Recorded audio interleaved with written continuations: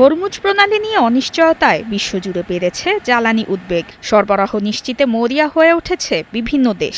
এমন সংকটের মধ্যে গতিসঞ্চার হয়েছে নবায়নযোগ্য শক্তি থেকে বিদ্যুৎ উৎপাদনে।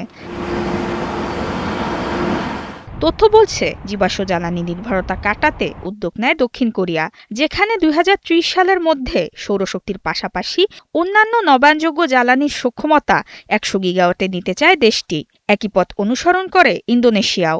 বিভিন্ন প্রকল্পের আওতায় নবায়নযোগ্য জ্বালানি ব্যবহারে একই পরিমাণ বিদ্যুৎ উৎপাদন করতে চায় তারা। অন্যদিকে সৌরশক্তির ব্যবহার বাড়াতে কাজ করছে ফিলিপাইন সরকার। স্থানীয়দের বাসাবাড়িতে সৌর প্যানেল স্থাপনে চালু হয় সহজ শর্তে ঋণ সুবিধা।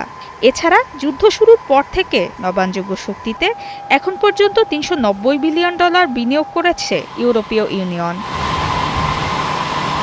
ক্রমবর্ধমান এ সকল চাহিদা মেটাতে কাজ শুরু করে চীন। পৃথিবীর বিভিন্ন দেশে রপ্তানি করে নবায়নযোগ্য জ্বালানির সরঞ্জাম। জ্বালানি গবেষণা প্রতিষ্ঠান এম্বারের তথ্য বলছে, মার্চে চীনের সৌর প্রযুক্তি ও ব্যাটারি রপ্তানি পৌঁছায় রেকর্ড উচ্চতায়। গেল মাসে ৫০টিরও বেশি দেশে ৬৮ গিগাওয়াটের সৌর প্রযুক্তির পাশাপাশি $১০ বিলিয়ন বেশি ব্যাটারি রপ্তানি করে বেইজিং, যার বড় ক্রেতা ইউরোপীয় ইউনিয়ন, অস্ট্রেলিয়া ও ভারত। এদিকে জীবাশ্ম জ্বালানির ব্যবহার পর্যায়ক্রমে বন্ধের লক্ষ্যে চলতি সপ্তাহে কলম্বিয়ায় বসছেন বিশ্ব নেতারা, যেখানে অংশ নেবে জার্মানি, যুক্তরাজ্য, অস্ট্রেলিয়া সহ ৫০টিরও বেশি দেশ। তবে অনুপস্থিত থাকছে সবচেয়ে বেশি কার্বন নির্গমনকারী ৩ দেশ, যুক্তরাষ্ট্র, চীন ও ভারত।